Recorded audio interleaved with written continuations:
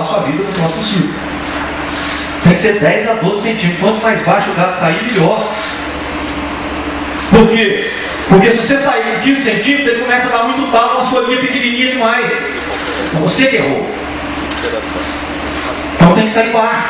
Quando você sai baixo, entra muita luz no sistema e começa a brotar aquela plantinha lá na base do solo mesmo. Aquela planta que brota, ela praticamente não tem talo, ela só tem folha. E é isso que forma um passo que vocês viram naquela foto. Aí, ó, pesquisas como essa aí, ó, que foi feita com compasso. Quando atingiu lá, ó, 95%, 94,3% a altura do passo, já tinha praticamente todo o passo, já estava tampando a luz, não entrava luz lá no solo. Se não entra luz no solo, não brota nada, não brota folha, daí para cima só talo. Então tem que aprender a manejar direito realmente. É claro que plantas como Mombasa, Tanzânia, são muito mais difíceis de manejar do que Tifton, do que Maquila. A gente sabe disso, principalmente quando você tem inverno. Né? Você vai lá, a gente trabalha, por exemplo, em Alagoas, tem uma área de Alagoas que a gente trabalha lá, só foi o ano inteiro no Mombasa. Foi o ano inteiro.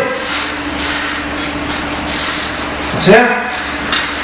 Olha só esse experimento que nós fizemos lá em Uberaba, a 800 metros praticamente de altitude. O irrigado no Tifton produziu mais que o dobro do sequeiro, embora a produção do sequeiro fosse muito alta também. Por que ela foi alta? Produziu quase 30 toneladas de matéria seca, isso significa aproximadamente 150 toneladas de matéria original no ano. No hectare é muita comida.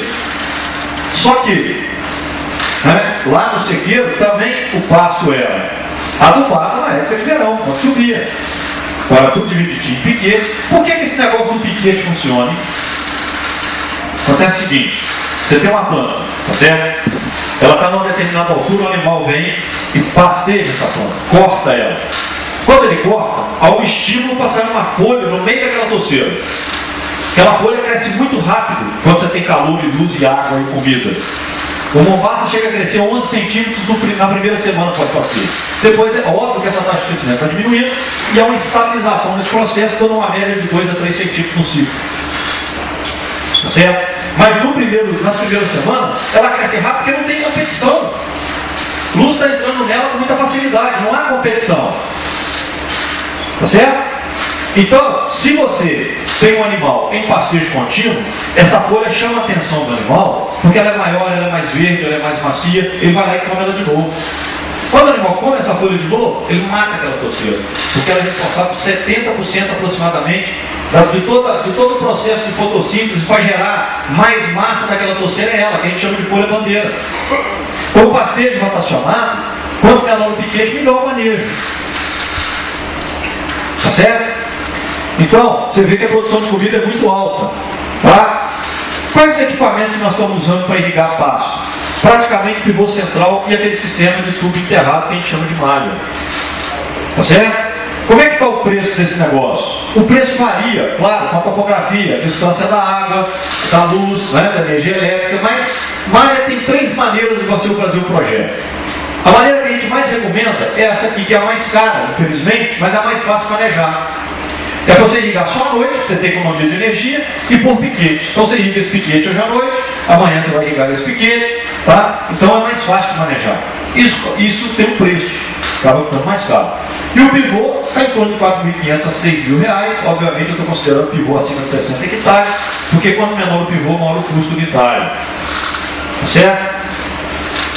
Bom, aí o pivô típico para a produção de carne, né? Dividido em pizzas, o pessoal inventa 1000 maneiras de dividir pivô, né? Aí facilita uma coisa e complica a outra. Tá certo? A pizza ainda é a mais vantajosa, principalmente na hora de fazer a teste de irrigação. Tem inconvenientes? Tem. Quando você tem uma área de lazer somente central, como essa aqui, ó, com alta quantidade de gado, o animal pisa muito aqui, ó, porque ele vem muito beber água, não ter sal, esse negócio todo aqui.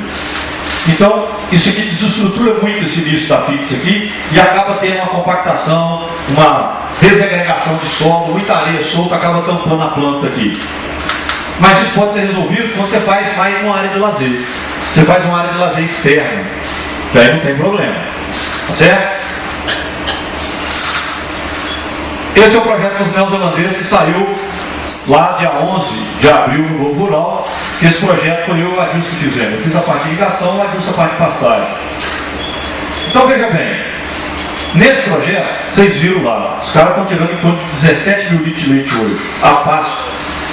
4 pivô cultivo e um sendo implantado agora de vaqueiro. Tem época do ano lá, que lá, apesar de estar na Bahia, está quase 900 metros praticamente de altitude. Então, você tem temperaturas mais baixas, principalmente à noite. Tá certo? Mas a lotação é muito alta. Chega a ter 900 vacas no pivô desse, de 60 hectares. Na verdade, a área útil é 56 hectares. Porque a ordenha fica no centro do pivô, né? Então você tem toda a estrutura de ordenha no centro do pivô aí. Tá? Então a primeira torre, ela está 5,5 metros de altura e não tem aspersor, obviamente, porque ela passa sobre a ordenha. Isso aqui é um pivô que irriga feno, aqui próximo a Esmeraldas. A Esmeraldas está na moda agora, né? Então próximo a Esmeraldas aqui, está lá da Fazenda Visual, do Toninho. Lá a gente também tem trabalhado com o Toninho na parte de manejo. E temos conseguido resultados excelentes na parte de manejo lá. Melhorou muito a produção de feno, tá? O estado que fica a forrageira, também faz fé de irrigação, tá certo? Lá ele tem um sistema até interessante, que é um sistema, esse sistema que está aí, ó. São tubos de PVC de 40 milímetros, perfurados, e aqui tem uma turbina que injeta ar aí dentro. Então facilita muito, porque há uma homogeneização muito grande do processo, dos adubos dentro da caixa. Então quando você liga a turbina, você vê funcionando, fica assim, ó, fica borbulhando. Tá? E daí é injetado nos pivôs. Lá agora nós estamos montando uma área de malha também. Vamos montar, esse ano ainda devemos montar um pedaço de malha. Tá? Produção de feno também. Então, gente, olha, isso é no Mato Grosso do Sul, uma fazenda que a gente acompanha, lá são 19 pivôs, 120 hectares cada um.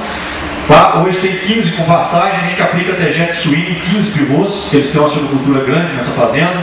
Com a aplicação da água residuária de suinocultura, nós conseguimos reduzir em 80% o custo da adubação. Porque a água, esse dejeto suíno, ele é muito rico em nutrientes.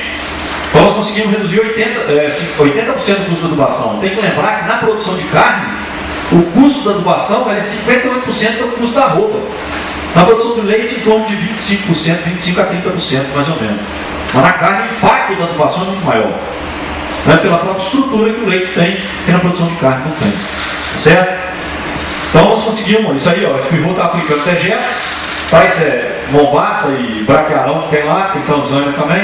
Aí o dia que nós estávamos dando treinamento para medição de forragem, o pessoal aprender a medir forragem, né? A gente faz essa medição.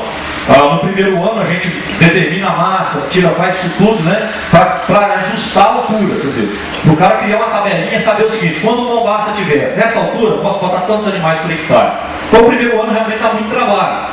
Mas ainda mais uma área grande dessa, que são 2.600 hectares irrigados com pivô para produção de carne. A aspersão em malha foi uma modificação do sistema convencional de aspersão, buscando um custo menor em